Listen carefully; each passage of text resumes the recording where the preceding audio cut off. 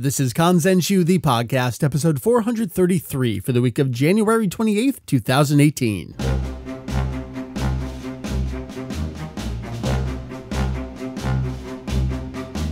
What up, everyone? Welcome to Kanzenshuu, the podcast, an extension of the all-encompassing Dragon Ball fan site. Kanzenshuu. That's right. We cover anything and everything Dragon Ball in hopes of enlightening and a little bit of entertaining. We got you back. Yes, you did get me back. Somehow he came back for more. Almost 2 months in between episodes. But as I said last time, technically, the previous episode was in December, and technically, this episode is in January. Oh, I like it. Yes. I'm not entirely sure. Just the way that 2018 shaped up. Obviously we did our predictions and all that kind of stuff at the beginning of the year, so it was tough. It was like, oh God, we got thrown off a little bit. I'm not entirely sure if we're going to end up doing this at the beginning of the month or at the end of the month. We'll figure it out. We'll let you know as we go. My name is Mike. I occasionally go by Vegito EX. Please. Just Mike. That's when you're committing crimes. When I'm committing crimes. No, when I'm committing crimes, I'm Vegerat EX. Vegerat. That's Meri over there. Hey. Hi. I don't have an alias. No, you just go by Meri. Yeah, I'm living dangerous. When I'm committing crimes, I just use my name. Living dangerous, watching GT. I have thoughts. And that is our buddy Jeff over there. So it must indeed be another round at the GT review. Oh, awesomeness. Indeed. And when I commit crimes, my nickname is Baby. Baby. My baby.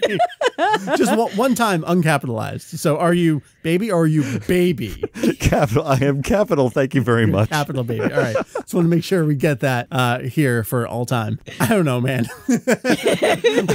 We're a little bit loopy because it is GT time. So for those of you playing along at home, what we like to do initially, it was our monthly manga review of Awesomeness. We went through the entirety of the manga volume by volume, multiple perspectives, those who had read it, those who had read it in Japanese. Jeff, you were the one coming in with minor familiarity, read through the entire manga for the first time effectively as a new fan. We continued onward into GT, and then we took a few years off. Just a few. We came back. We have resumed our Dragon Ball GT review of Awesomeness. We are covering episodes 19 through 22 of Dragon Ball GT. So what we'll do is we'll kind of recap what was going on in those episodes, and we'll give our thoughts. And that's pretty much how it goes around these parts. We got Meri and myself, who we thought we had seen GT. Nope. I realized that as we were watching these, the last episode I had seen would have been the first one that we watched in this batch when Trunks gets turned into a slab of metal, because me being the Trunks fangirl, at the time I'm like, well, I have no reason to keep buying these episodes. Trunks not in it anymore. I was wrong, just saying. And that's pretty much what is on tap for us this episode. That's all we're doing. It's all GT all the time here on Kanzenshuu. That's what we're doing this episode. Unless you have news or anything important. No news. There actually hasn't been anything over the last week, which has been great. We'll talk a little bit at the end of the show about some of the ongoing content we have on the website. But otherwise, I say GT episodes 19 through 22. Let's go.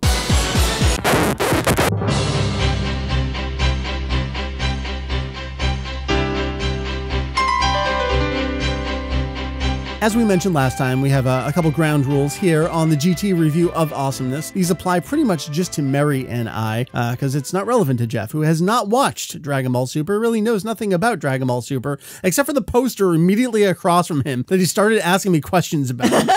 Stop looking. I'm sorry, it's directly in front of me. But it's so colorful. It is so pretty. Those eyes. The way we explained it was the GT review should have been done by the time Super existed. I think it's important and still can be done to review GT in a vacuum without comparing it to Super. That's something we can do actually in the coming months as Super comes to a close, when we have a complete product that we can compare against a complete product.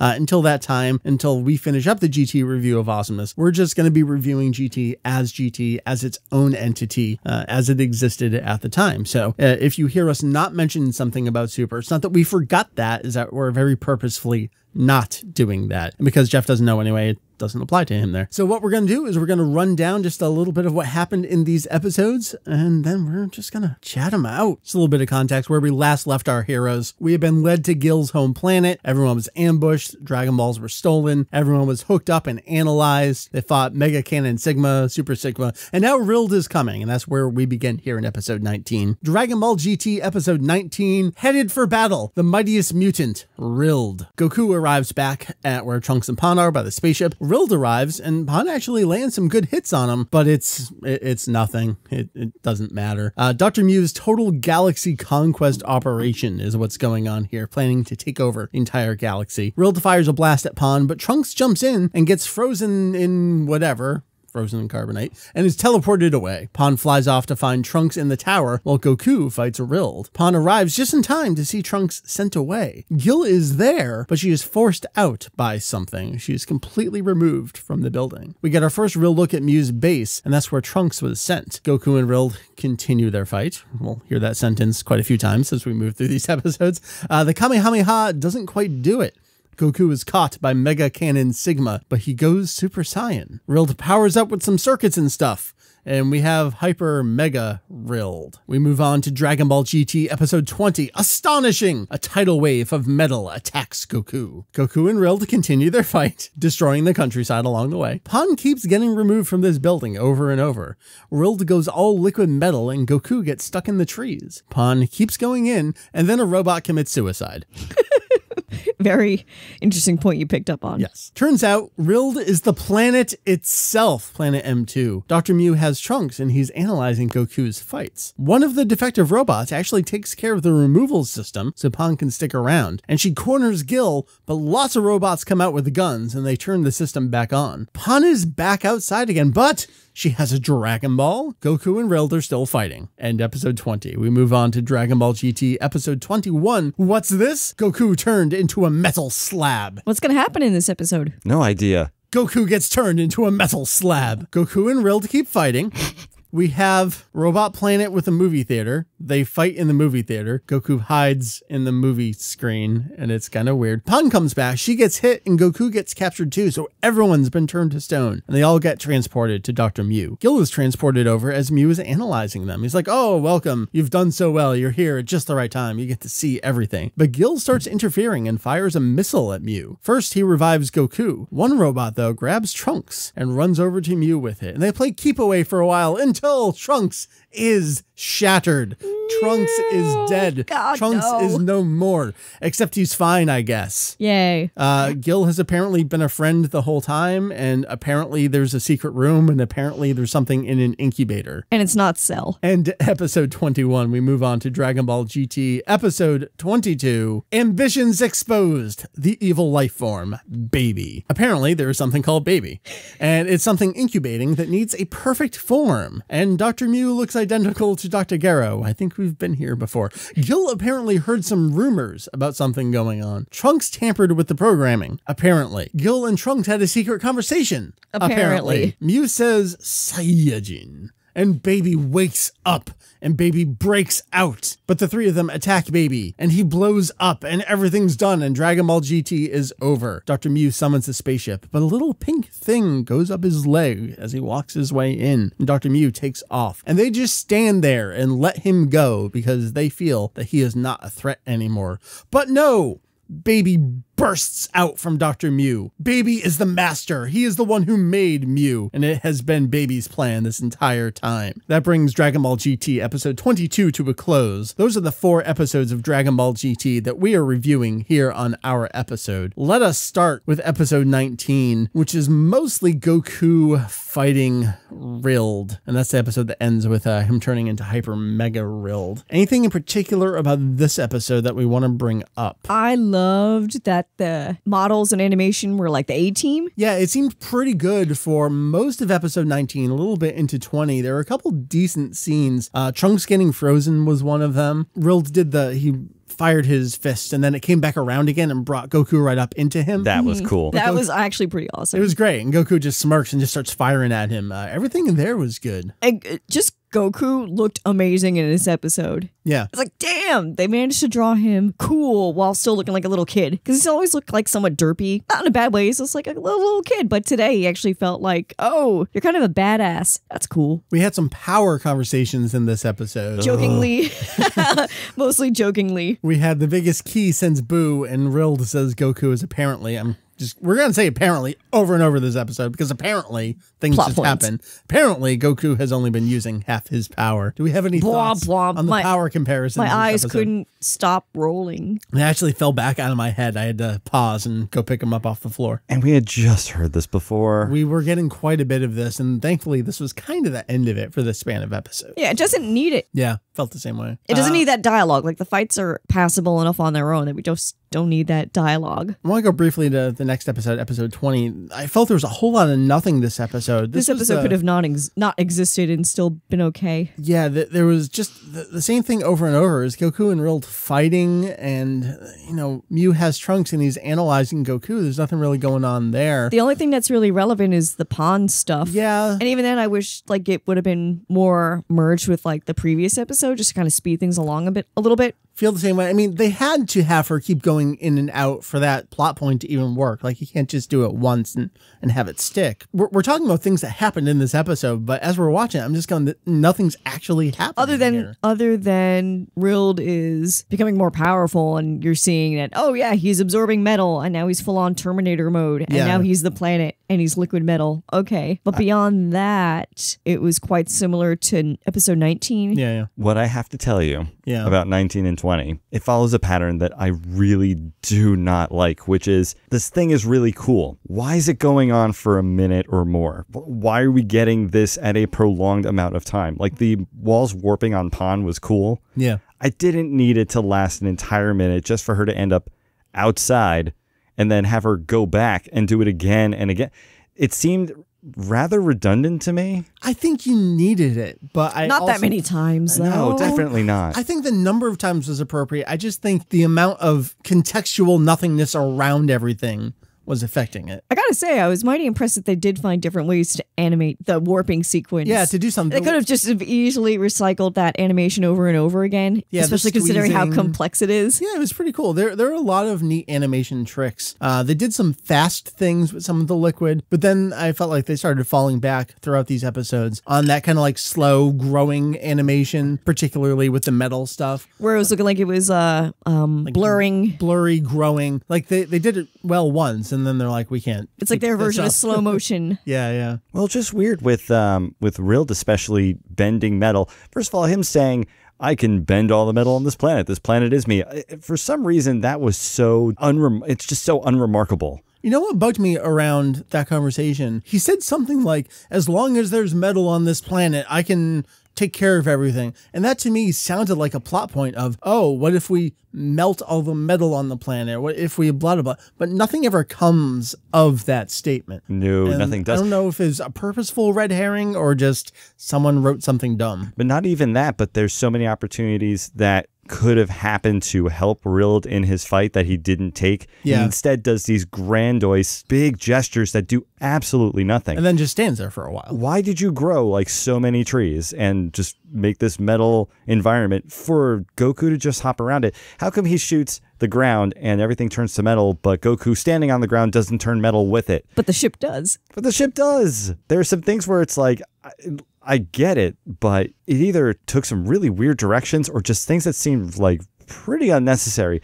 But that's just, I think, with him bending metal. When it comes to his actual fight with Goku and the kind of tactics that they used to battle each other, I actually really enjoyed that. There was some decent stuff. We talked about, the flying fist was, okay, he threw his fist at one. But then when it came back, everything around that was great. It was pretty memorable, yeah. Definitely. And the Kamehameha was actually really, I found that to be a good move. Although I was kind of hoping that he would teleport under the guy and do the Kamehameha. But of course, it doesn't really have to happen here because this isn't Earth we're talking about. So he didn't have to shoot up in the sky. But I kind of would have not minded that reference back to Z. Just being a little cute firing there. at the planet. Yeah. I guess we're going to have a lot of things to go in and out around. I do want to take a little bit to episode 21 here, because this is the Trunks Shattered episode. And this just starts the whole, things are just happening. And they explain it, and it's sort of a sufficient explanation, but definitely not enough for me. See, I disagree, because I set the bar so low for GT that any semblance of an explanation, I'm like, oh, okay, you quasi-answered this. I'm okay with that. The whole Trunks is actually okay was, all right, clearly, they're not going to get rid of Trunks 20 episodes into the show. He started the show. He's not going to go anywhere. Clearly, he's going to be okay. But the explanation around it where, oh, early on, Gil and I had a conversation and he heard rumors about something. The whole thing is just really half-baked to me. It was, we got to get them over there. We got to wrap this up now. I'm okay with that, though. Otherwise, I mean, what would you have wanted? More drawn out fighting? I don't know how you resolve any of this. I was okay with it because it's like, oh, something happened and I don't want to fall asleep. I feel like the easy thing they could have done was just blast Dr. Mew through a door and then they end up in this secret room and wait, what is that thing over there? Well, let me ask, what happens to Rild, right? Because like, he's finding Go-To. Kind of nothing. Nothing. We don't see anything happen with Rild. It would have been nice if Rild, I don't know, were defeated somehow, because then at least that would have been an incentive for them to get over to Planet Mew. So we just spent several episodes fighting Rild, and none of us can answer how that was resolved. Nothing. Did we all just like fall asleep on the job, or was that just very... No, Goku and Pan got turned into slabs, and they got transported away, and, well, I guess Rild is just a planet, so he's not going anywhere, and so he's still just there. And so, well, I can't say that there's no warning for Mew because he's expecting them to come by as metal slabs. Right, and so it's not like he's surprised that they're there. It's, oh, this is wonderful. We can continue on with what we're doing. Rild accomplished his mission. Thank you very much. But what I was confused by was how Mew was so distraught over Trunks being destroyed. Not destroyed, but shattered. The fake Trunks, if you will. Yeah, I mean, he wanted more data that he was throwing into Baby, but this is the kind of thing where it's like, well, you got Goku. You got Goku. Why do you care about Trunks? Okay. I don't know. I mean, I'm sorry, Meri. I care about Trunks. I do. I care. I do. So Mew is actually me. I guess as like the half Psy and half human, maybe some of that data is pretty good too. Maybe he's just a completionist. Yeah, the whole thing. I loved the keep away game. I thought that was cute. Yeah, that was. As soon as they started doing that, you're like, something's gonna happen though, because this can't work out in the end. Everything from that point to the end of the episode was, how do we resolve this? Trunks is fine and they know things, and let's go in this room over here. I just liked it, and this is me being selfish. Like, oh, thank God Trunks gets to do something. That's a good point, because I think up to this point, when it comes to this arc, Trunks has really just been not doing anything. And he literally hasn't been around for 2 episodes since he's been frozen. He's like, I'm not only going to come back, but I'm going to move the plot along. Thank God. I need that. That's Trunks' duty to show up and move the plot along. Yes. Maybe that's why I like him. All right, well, let's just go into kind of the final episode we're reviewing here, 22. I guess we have this thing called Baby. Can I ask you guys, what the hell was going on in the room? He didn't explicitly say he uploaded a virus. Mew says something about, I'm going to purge this virus. Trunks like, oh, I fucked with the programming, whatever. That's precisely what he said. Trunks said, I fucked with the programming. Yeah.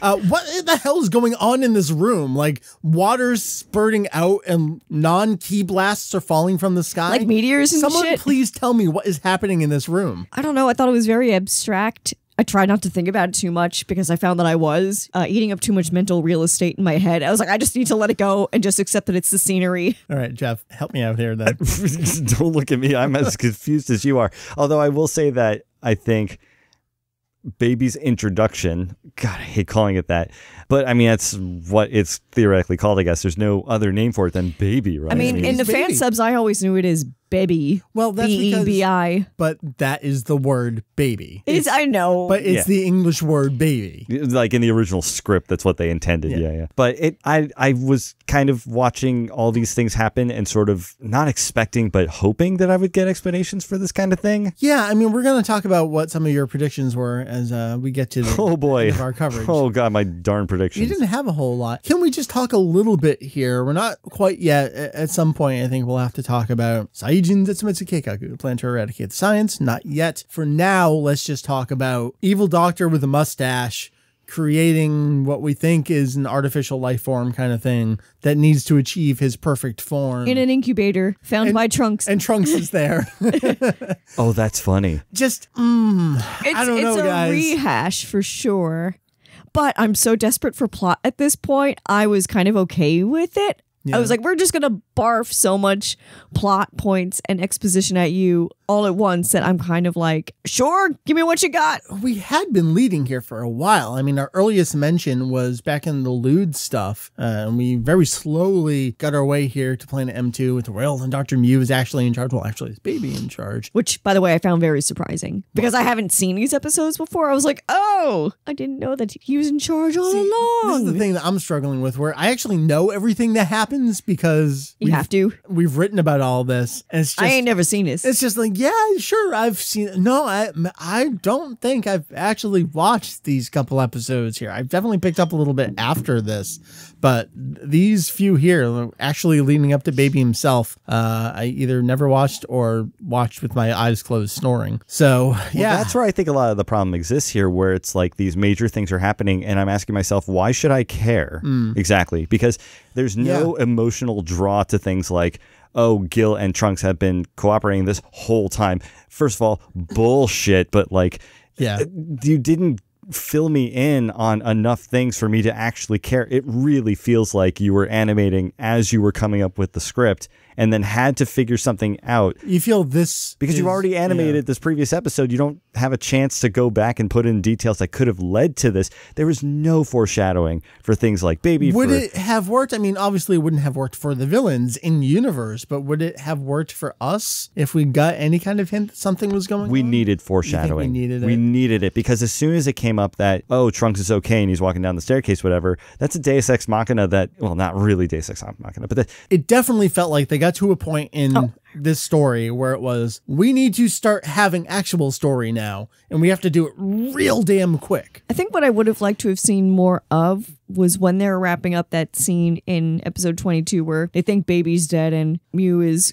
going off into his spaceship and the little pink thing crawls up into his leg and absorbs into his body or whatever. Like, I would have liked to have seen, I guess, more of that little type of thing happen in episodes 19 through 21 to kind of, to Jeff's point, make it seem more like everything about this plot was like deliberately planned out from the onset. The only thing I could think of that did kind of get to that point, which still is yet to be explained as far as I can tell, is like the Dragon Balls randomly showing up to Pon. Gil got them out through the whatever. Yeah, it's just, things are just happening at this point. So just to counter that though, so you want everything overly explained to you? I feel, as Jeff was saying, we needed something. Needed more. To tell us that something is going on. Yeah. Because I feel like the instant we get into Baby, it's like, oh, okay, here's the actual Here's the big bad. Here's where this is going. Right. We've had no indication of anything. That all we've known is that Dr. Mew is there and he's doing bad stuff. He's making shit. Yeah. But we don't know what the overarching plan for anyone is. Like, we don't know what Mew's up to. And then to the prior point, we didn't know that the heroes have actually had a plan this entire time too. So as the viewers, we're left, to your point again, Jeff, going, why should I care about anything that's happening right now? And especially because it's constantly, Goku can just win if he just tries. Right. There was a lot of that. There was a lot of that. And in addition to that, though, if Gil and Trunks were coming up with this plan behind everybody's back, why bother? Like, why did they need to hide this from Pon and from Goku? Or well, Trunks makes a point of that. He actually says, oh, well, we knew that if we can trick you, Goku, we'd be okay. It's like, is that a compliment or an insult? I'm actually not sure. That's what I'm getting at. It's like, it's easy to pull one over on this dude, so... Unless it's fight related, in which case it would be difficult. I don't know. All right, so I guess let's talk a little bit more about all the Baby stuff. Jeff, how do you feel about, okay, we've had the real big bad revealed, apparently. I'm so tired of this was my plan all along that by the time we got to that, I'm like, all right, so something's going to grow out of Baby and be like, no, it was my plan all along. And then a thing's going to fly out of that. Like, he's going to spit on the ground and all of a sudden that thing's going to say, no, that was my plan all along. Yeah. And like more worlds are going to explode. Like, I'm getting over it. Like, I can't deal with all of this change. This is a tough span of episodes. I think the previous ones were incredibly tough. I think the previous ones were more tough. Yeah, that's what I'm saying. I got more out of these than I did the previous batch. I agree. I think the previous batch were the absolutely nothing is happening for 28 minutes at a time. Things are slowly happening and we're getting to a head. Even if it's sloppy. It's very sloppy, but we're at least getting somewhere. And I was embarrassed sitting here watching these episodes with Jeff, but it wasn't as much as the previous batch of episodes. Yeah. Why? Because of like the quality of the episodes? It's just so bad. Like, this is just so bad. This is not Dragon Ball. I can't feel incredibly super embarrassed because I had gone through the manga with you and we had that wonderful journey and you got a chance to experience everything that I truly love about Dragon Ball. And here it's just like, yeah, man. Here's the worst of it, crammed in like this span of awfulness. Here's what everyone suffered through after Toriyama decided that he, was worthy of a break.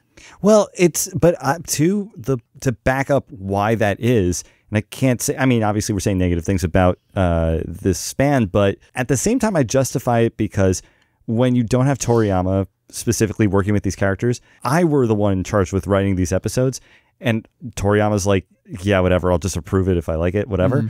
You're going to be pretty hesitant to do any sort of character exposition or growth when the person who originated these characters isn't the one who's setting the path forward for them. That is true. So yes, the problem is, you're constrained. And so what happens is you're using the characters for their appearance. You could have put in completely different characters, called it a completely different series, and it would have been just as valid. But because this is Dragon Ball characters, okay, it fits within the franchise, but nothing really happens for them.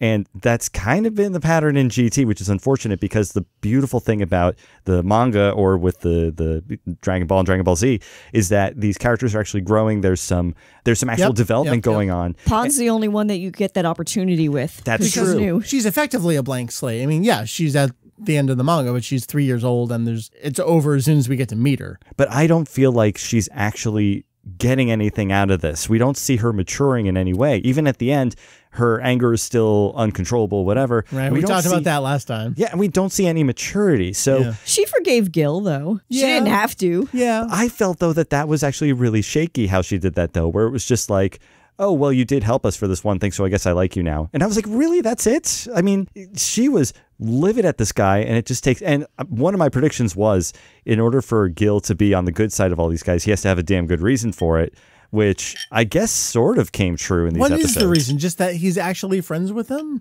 Yeah, sure. Well, yeah, I mean, he said as much. He said, I'm not friends with you, Dr. Mew. I'm friends with them. Right, and they said so you can't call it betrayal. They said the thing about his programming and he forgot all that. And as they got closer, it started coming back. But I'm going to have so much amnesia when I get older. I don't know. These episodes, they're tough. I'm glad we're at a point now where I can say, here's where GT starts to find itself. Sorta, and at least has semblance of this is where the story is going to go from here. As we talked about in our previous episode with the production interview stuff, they found themselves early on. They're like, oh, we can't just do the planet to planet stuff forever. That's going to get boring. So this is the turning point for GT. This is where it becomes a standard continuous Dragon Ball story from here on out. I wish I could have been in the room when they said that, though, and have been like, no, you can jump planets and have it be interesting. Actually, it would be great. It's called Dragon Quest, and they've been doing it forever. You go from town to town and everything has a great self-contained story and everyone grows, and God,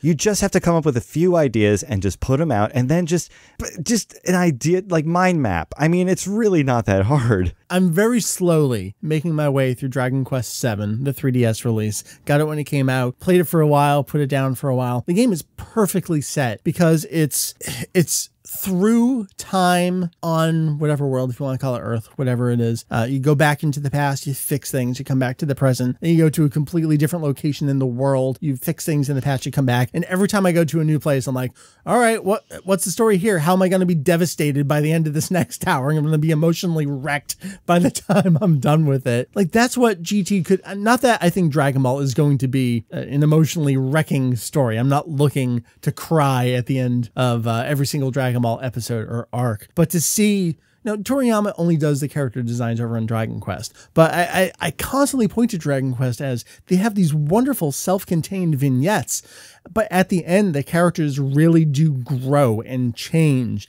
and lose things and learn things about themselves at the same time, and that's what GT was doing early on, but we were getting none of that. But Mike, funny enough, another Toriyama illustrated game that does the exact same thing. You know the one? Chrono Trigger? It's Chrono Trigger. I feel the same way about that game. Well, Chrono Trigger is the best of the best. You've got Dragon Quest staff. You've got Final Fantasy staff. You've got Toriyama in there. I mean, it's Sakaguchi, Hori, and Toriyama. And Uematsu, not so much. It's Yasunori Mitsuda. So, like, I think it's bad to compare anything against Chrono Trigger because Chrono Trigger is a masterpiece. Is a masterpiece on another level. Yeah, but I mean, but yes, I think Chrono Trigger is the perfect entryway RPGs of this fashion. We really deviated. God, can we just stop and talk about Chrono Trigger? I mean, we're in 1996 here. Can we just stop and talk about Chrono Trigger? I'd be completely okay with this. Maybe that's why GT is so mediocre. Like, I'm busy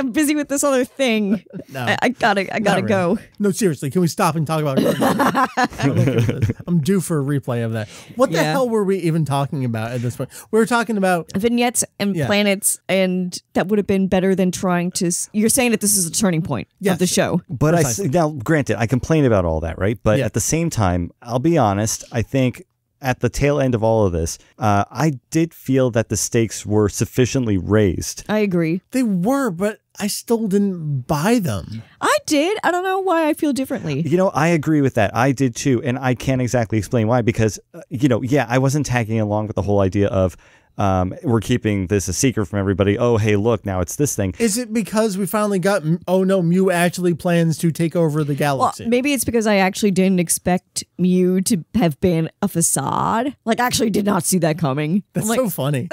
You never knew this. What's funny is that I've seen that image before of Baby hovering over Mew. I just didn't realize that was him busting out of him. This is hysterical. I didn't know that it's the year 2018 and Meri is only just finding out that Baby was the master the whole time. This is amazing. It's so good. I am the Jeff of GT. I'm like watching it for the first time, even though he's watching it for the first time too. Well, I also like, and this may also be the reason why I feel a little bit stronger towards it, but I really did like I wouldn't say the animation itself, but the way that they drew everything, the way that things were lit, the colors being used. There's some decent direction in GT. I like some of the settings too, like whatever planet Mew was on. I think his little citadel was pretty interestingly designed. Yeah, I mean, it's one of those typical things like the evil doctor's castle has kind of like an evil face on the outside. I guess I'm a sucker for that kind of stuff. Yeah, I mean, it's iconic, but it's cool at the same time.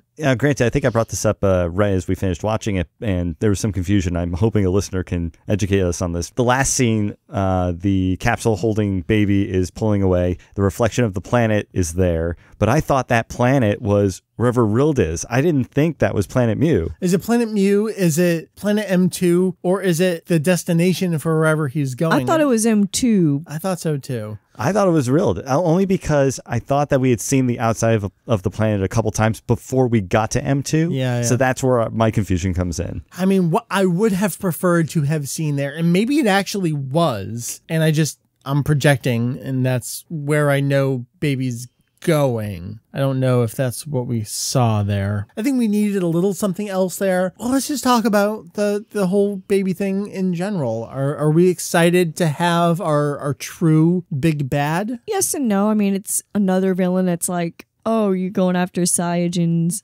Okay. Maybe there's Did not. You just pluralize a Japanese Saiyajin, plural? sorry. Anyway, the only one that really. We say Saiyan here on this show now. I can't undo 20 years of I hear saying it one way. I did. No matter what we say, it makes people mad, and that's the thing I love the most. I love pissing people off. Anyway, it's another villain that's like, I'm going after this race. And I think it's been overdone, but when I think about it objectively, it's actually not that many. They didn't actually say that. No, they didn't. What we got was when Mew said Saiyajin, that's when Baby woke up. And then we got him saying more and more, and then Baby started getting angry. We're saying this, Meri, because you and I know things. Are we sure it wasn't said in the episodes? I could have sworn it was said that the purpose was to, no, it wasn't that he was meant to eradicate the species. It was that he needed the species in order to get him to his perfect form. And then Baby started talking more about how they're awful. Yeah. All that jazz. Gotcha. What else? That movie theater. That movie theater, though. That's probably one of my favorite set pieces. I loved it. It was different. And Goku with the vending machines with the juice. Oh my God, That was the juice. cute. That was so cute with the juice. It was cute, but the whole thing was stupid, but that's also why I it like was great. stupid because it was great. It was different. Yeah, it was refreshing, actually. And also how Goku was hiding in the movie poster. I love that. That was really adorable. It was super cute. I think we need more of that. Yeah, definitely. We had 2 or 3 moments like that in the episodes where all 3 of us were chuckling for like a good 2-3 seconds over just like things that shouldn't have been funny but were. So the best example I can think of Wait. Dragon Ball GT. We laughed for 3 seconds. Is that the This is best one you of them. got? This is one of them. So Oh my God. one was when the robot threw itself off the bridge. I think we all chuckled at that.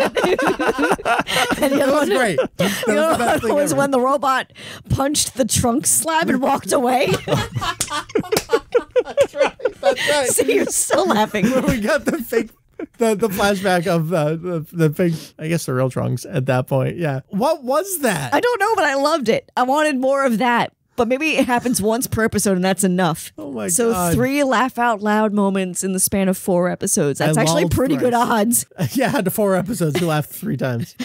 Oh my Like God. legit laugh, not like jeez. I'm laughing on the inside, but not with my GT. eyes. What even are you? What else can we even Can I say? just like loop that robot throwing itself off the bridge? It was great. He's constantly killing himself So good. over and over. I honestly have nothing else I can possibly say. I was mostly bored out of my mind. The second 2 episodes made up for the first 2 episodes. I think so. The But the first two first pretty episode well. was so like on point with its character designs that I was like, ooh, I want to see the sexy Goku drawings. We had something good to look at every once in a while in that first episode, but it was still relatively boring. Episode 20 was definitely the Weakest. bottom of the barrel here. I'd say the music, though, was pretty good in some of the cases. Yeah, here. can we talk about GT's music a little bit? If you insist. Tokunaga's score is different from Kikuchi's score. I go up and down over the years, and there's times I'm like, oh, I like this piece, and I wonder if I actually like the music or it's just that I know the music. And it's usually pieces that are reused. So, Jeff, there was a 10th anniversary movie that came out in 1996, and it mostly uses the GT kind of color palette animation style. And also the music in it was Tokunaga's score, which is the same score in GT. It's actually a lot of the same pieces are used between GT and the movie itself. Dragon Ball GT never got a complete soundtrack release. It actually got no soundtrack release at all. Oh. Other than its opening theme and the ending themes. Obviously, they got their own CD singles from the various bands and performers. But in terms of the background music, the only thing we ever got was the soundtrack to the 10th anniversary movie. So if there's music from GT that appeared on that soundtrack, that's all we have. So I think that soundtrack is 45 tracks, and one of them is the ending theme to the movie, which incidentally is also the opening theme to Dragon Ball GT. So there's a couple pieces that and then there's the I think that one's off that soundtrack. And then another one of my favorite pieces is the dun dun dun dun dun. And one of the pieces we all were like, oh, this is a jaunty little tune, but it's just Hitori Janai. It's the ending theme being reused as a piece of background music, but taking it back. So the music in general, you said, oh yeah, I like the music a little bit. I did. And I think that I found it interesting when you were telling me about that one song that apparently the group that did it does it in a number of different ways. Oh, this is the thing I just learned. So over on our forum, Magic Box put up a thread about, all right, here's the GT songs. I know there are a couple different versions of them. One of my favorites from many, many years ago, Dean, who does Hitori Janai, I'm Not Alone, the first ending theme to the series, they put out a Bossa Nova version of the song, which I love. I picked up that CD forever ago. And so Magic Box is just like, are there any other versions of the songs that the bands did? I'm like, I don't really think so. I'm pretty sure I know them all. So I just did a little search over on Amazon Japan. Oh my God, Dean has been exploiting this song heavily for the last 10 years. They did a ska version a couple years ago, and I can picture that. a triangle arrangement version. So they're really cashing in on this. This is something that I talked about with Kerbifer, Chris, quite some time ago here on the podcast. We talked about what is Dragon Ball music, what makes a Dragon Ball music score, and something that we talked about with the previous series was in Dragon Ball, they would use the Makafushiki adventure motif within the score. They would use Romantic Ageruyo in the score, and throughout Dragon Ball Z, we got Head Cha La jingles, the recap music, the preview music. They would be variations of the theme songs, but even in just the show itself, we would get jingles of the theme songs. And throughout GT, we get variations on the theme, Hitori Janai. I think that lends it an identity. I think that is essential to Dragon Ball. I think you need that for the show to really feel like itself, like Dragon Ball. And when we get that reinforced in the background music, I think that's super important. It's necessary here. And when it shows up, it makes me smile. I'm like, oh yeah, that's the GT song. We're getting it in GT itself. That's great. It's not just a song that a band did. And I think that's what makes these 4 episodes work really well, is that technically they work well. I think the animation was pretty good throughout the span of these episodes. I didn't see anything. I think actually in 19 I was sort of a little, not weary, but I was looking at some of the animation and saying that looked kind of weird, but there's other parts where it was really good.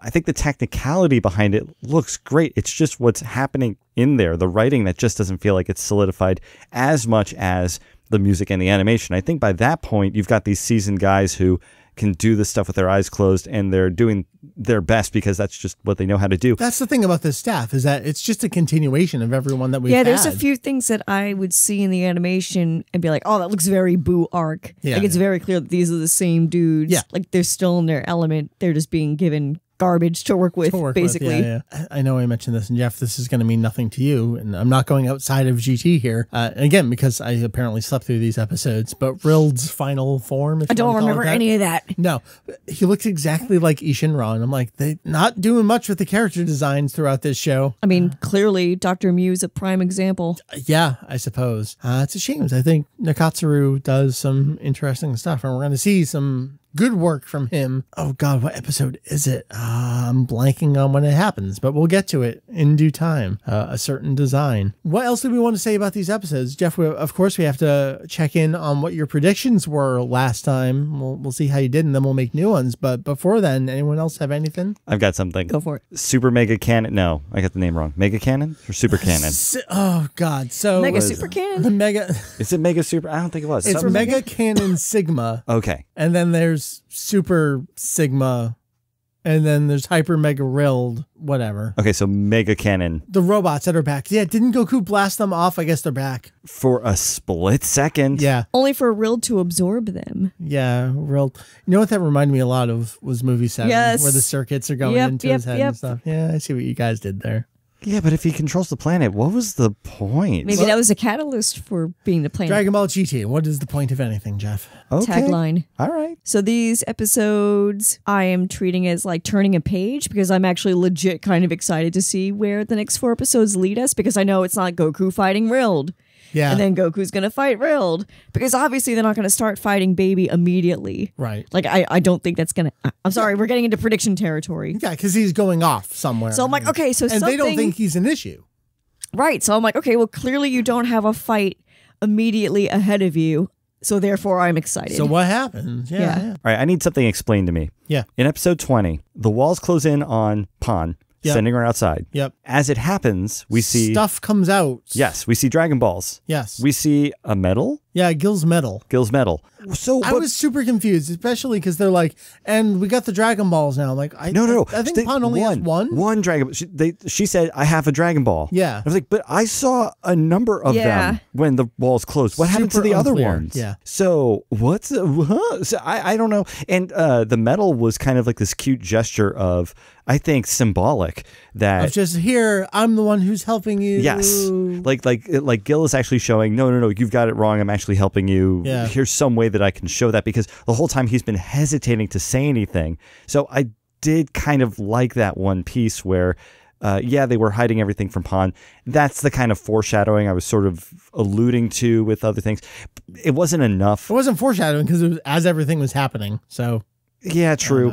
But I do like that at least that little element was there. But now I'm really super confused about these Dragon Balls and where they are. Me too. Yeah. I actually am too. I was confused as it was happening, and I was too chicken to say anything because I thought it would resolve itself. Like, okay, don't ask questions. It's going to resolve itself. Don't ask questions. Meri, do you know how many times I wrote a note down and then had to erase it because they were just about to explain it? So it's kind of like, oh, have faith. They're going to explain it to you, except in the case where they showed things and then didn't. Pretty much. But I think that's a perfect segue into the predictions for next time, isn't it? Yeah, which we just re-listened to. Jeff, your predictions from last month here on the show. You said Rild's going to get Rilled. And yeah, but we're not sure. As we also talked about, well, apparently the plan is just there and Rild's still there. And didn't even like teleport over to Mew or anything? I mean, I guess not. I don't know. You said Mew's going to be fine. We got there and like, yeah. We got there and I was wrong. Sort of. Not really. Like, Mew was fine that time until the end. The baby stuff. You talked a little bit how Gil is going to come around again. You actually thought Rild had something on Gil, but it turns out it's not really related to Rild in any way. No, it wasn't, just their own planning that we could not have ever foreseen ever. And so here it is randomly. Oh, look, they're working it. Come on. Yeah, no, I say I get, of all the places where I'm wrong, I say that one I get a pass because who else could have seen that? Yeah. So then that goes to my predictions for this time, right? Yeah. So let's hear about it. We're at the point now, again, a perfect turning point for the series. Baby has burst forth. The heroes don't actually know this. They think Dr. Mew is just flying off to do nothing. They have no faith in him. We don't know where they're going, what their plans are at this point. They just have Gil back with them. So, Jeff, your predictions for episode 23 onward. Yeah, well, I have some fatigue with these planets that we've been dealing with in these characters. So I just want this thing to end. I don't want to have Baby be involved right now. Okay. If Baby flies away and we don't see him again for a couple of episodes, I'm fine with that. All right. We had the question of, well, what about the spaceship because it's covered in metal? And Gil's got that. Gil's got the wand. Don't worry about it. So I think that's going to resolve. But if they have to go back to the other planet to get the spaceship, then they're going to run back into Rild. Well, here's the thing. So they still need all 7 Ultimate Dragon Balls because remember, this is the underlying plot right now, is that they've made a wish with these Ultimate Dragon Balls, the Black Star Dragon Balls. The planet Earth is going to explode unless they regather these. They still don't have all of the Dragon Balls. So I don't think those balls are with Baby. I think they're still with Rild. And so that means they have to go back there. Back to M2. Because they got to get their ship anyway. True. They have to go to M2 because that's where the ship is. Okay. Right. So there's going to have to be a fight with Rild. I mean, there's no way around it. Rild is the planet. We're back. Yeah. So we're back to that again. And I'm not looking forward to it, but I want it to resolve quickly. I will predict that. Oh, God. I predict that it will happen quickly. Maybe one episode where something's got to happen with Rild. He's got to die somehow because there's no way this metal being that controls a whole planet is going to let these guys go without a fight. So I feel like Goku's going to probably fight him and maybe fight to the death and they get in the ship and the planet blows up by the time you see the spaceship fly. You know how it is where it's like the spaceship's coming towards you, but the planet explodes in the background. Maybe something like that. I don't know. I would hope that's the case. Or, hey, maybe the wand, right? Let's get the wand to get rid of the entire planet because it's all metal. Gil destroys his home planet. Right? I mean, come on. That'd be kind of crazy. So do I think the whole planet will be destroyed? Realistically, no. I would just say that something happens to Rild. He's no longer in the picture. Maybe he just disappears, dies, whatever. Anyway, he's out of the picture. They fly off and go do adventures elsewhere. Well, adventures elsewhere. Well, yeah, because... where do our heroes go? Well, Gil's got the Dragon Radar still. Yep. I have a feeling they're going to get the Dragon Balls back from... They just got to take care of that. They got to take care of that. They're going to get it. And so they just look at Gil and go, all right, where's the next one? We don't have to worry about Baby for now. That's where you want to leave it, is we got to still take care of M2 a little bit and get our spaceship and do some Dragon Ball hunting. So if M2 is where Rild is, what planet was Mew on? You know what? That's a great question. Was he on M2, but just... No, because they teleported from the tower on M2. And they said it's a different planet. To Mew's place. They did specifically say different planet, but I don't know if we ever got the planet name of it. Yeah. Planet Dr. Mew. So maybe I think I've then been saying the wrong planet name. Well, you've been saying Rild, which is M2. Yeah. Okay. I don't know. If you listen back to this and it's like all off, it's my fault. I'm going to leave it at that, Mike. I think that's all there is to it. I guess we got to leave it there. I'm looking at the episode list. I'm not entirely sure how many episodes we're going to do next time, but we will certainly pick up with episode 23. So just stay tuned over the next couple of weeks. We'll let you know exactly how many episodes we're going to be covering in February at some point. It's obviously not going to be early February. It'll be probably sometime mid or later February by the time we get to it. So that was our episode of our podcast, our next Dragon Ball GT review of Awesomeness. And we lived to tell about it. We made it. Did we? I feel alive. That was not the statement and delivery of someone who feels alive. Mike, I am filled with pizza. I am also filled with pizza. I guess that's what's doing it. Jeff, I guess let's say goodbye to you. Tell us what's going on with Lo-Fi right now as we're talking. People already heard the Solid State Survivor episode because I threw it in the feed. They had to listen to it. Yes, we have done our Yellow Magic Orchestra episode, but next on the show, we're going to be reviewing Fleetwood Mac's Rumors, one of the best-selling albums of all time, currently number 10 in the list worldwide, I believe. So that should be an exciting episode. You can find our podcast on Reddit. It's /r/lowfidelity there. We also have our website, lowfidelity.info, can give you plenty of information there. You can follow us on Twitter @LoFi Podcast, and we have our YouTube channel as well. Just search Low Fidelity there. You'll find it. Yeah, you like Jeff? You like music? Give it a listen. And Mike, too, if you like Mike. And I'm there. I don't care if you like me one way or the other. I just hope you like Jeff. Well, thank you. But it's a very fun episode. Hope you enjoy it. Yeah. And Meri, you're there. I am here. How you doing? I'm not too active right now, but I got shit on the interwebs. Nothing going on? No, I don't have much going on lately. That's okay. It is okay. It's okay to not be on the internet. Let me tell you about I'm probably happier that way. Probably. You can still find Temple of Trunks. Wow, this just got real dark. No. I will say this, though. The fact that I still keep Temple of Trunks online, pays its worth in happiness because I get the occasional email, and I got one last week of someone who was like, oh my God, I just randomly Googled for Temple of Trunks, and I can't believe the site is still online. There. Thank you very much. And it's stuff like that makes me glad. I just leave it there. I have no reason not to. We were a part of the youth of many people. The youth gone wild. You had a really interesting tweet, too, related to that with a guy who mentioned... Oh, yeah, I was asking about some AMVs, which I'm sorry, Ben, I didn't get around to encoding we gotta find them. Proper MP4s of some of the videos. Some of the stuff I was asking specifically Meri about our Trigun video, which was 2002. Jesus. Which, the MPEG 1 is still available for download. I still have all the logarithms of everything, and definitely MPEG 2 masters of everything. I do some new encodes. But yeah, people are saying like, I'm turning 30. I'm in my 30s. I've been following you guys for over half my life. That honestly does mean a lot to me. It's great that, this is what I said, that we've been able to grow up into adults through space and time, come together over these common things. I love that. And Temple of Trunks is 20 years also. Exactly. Doing this for so long. People tuning in, being mad about your Vegeta feature film appearances. Yeah. I got inspired by one of your tweets, Mike, where you were talking about like how old your site was. And I thought, well, let me go back at my site and look at like my old updates. And don't do that. Don't ever do that. Oh, I did, because it's like reading a different person. I was reading my updates. I'm like, who is this person? This is not me. I was really angry and defensive and tell me about horrible grammar, which is very unlike me. But then when I think about that post in particular, it's like, okay, I was 19, probably still too old to be acting like that, but still pretty freaking young to be an idiot. You know what?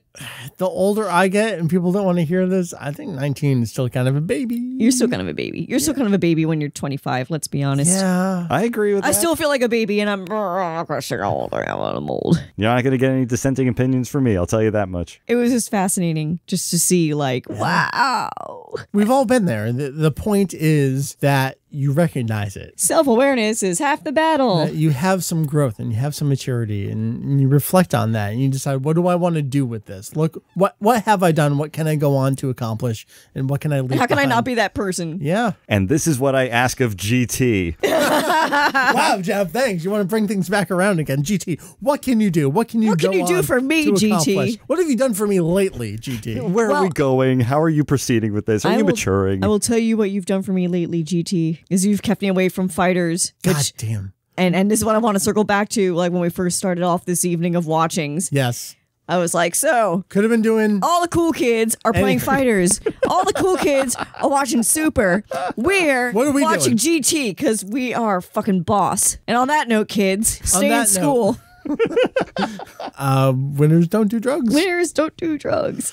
So over on Kanzenshuu right now, we've been keeping up with the official Dragon Ball website in Japan is doing Monday through Friday weekday updates. The nearly complete works of Akira Toriyama, where it's someone blindfolded throws a dart at a dartboard, and it's like, Toriyama drew a picture in 1987. Put that one up today. Next start. Toriyama did an interview in 2014. Don't actually say anything about the interview. Just put up a small thumbnail from that interview. So what we're doing is we've decided we're going to completely one-up. At this point, we're about 10-upping the official website. Whatever they're putting up, we're giving you way more than they can possibly give. The most recent one was, here's Toriyama's box art illustration from Dragon Quest II. We're like, you know what? That's fine. Here are all the weekly comments of Toriyama talking about working on and playing Dragon Quest. Here are all the cameo appearances in the manga from Dragon Quest II villains in the background. You guys are nuts. At the 22nd Tenkaichi Budokai. So, you know what? Bring it, official website.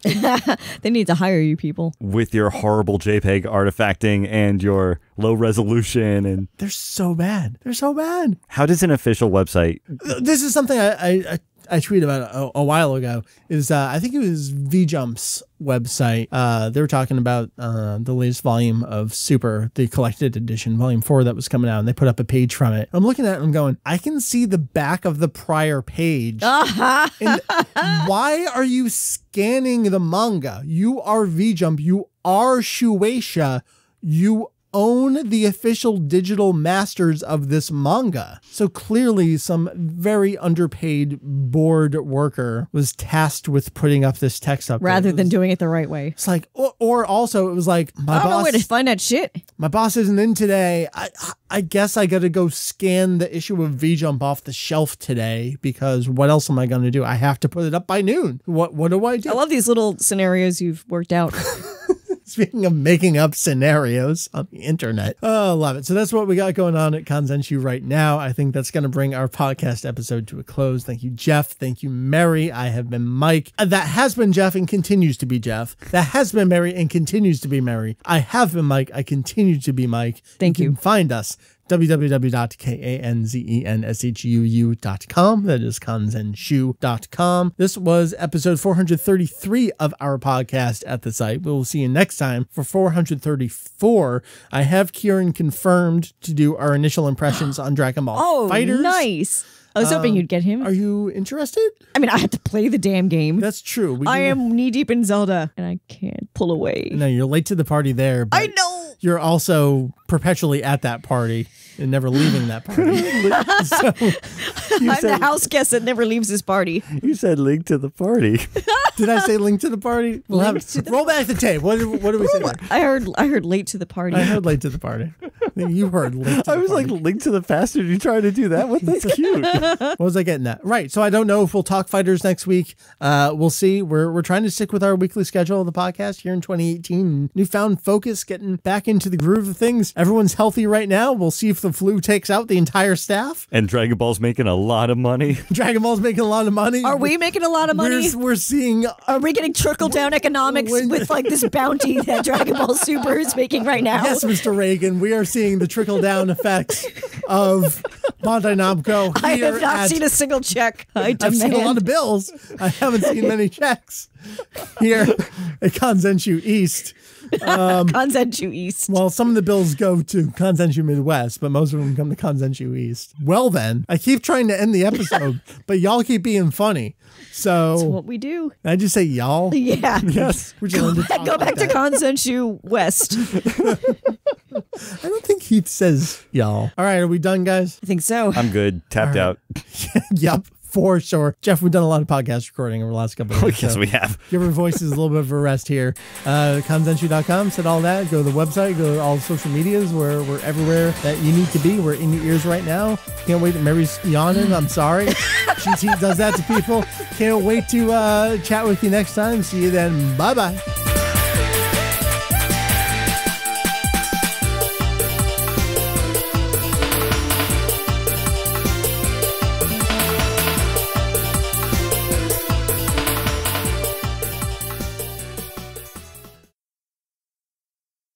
This is, there we go.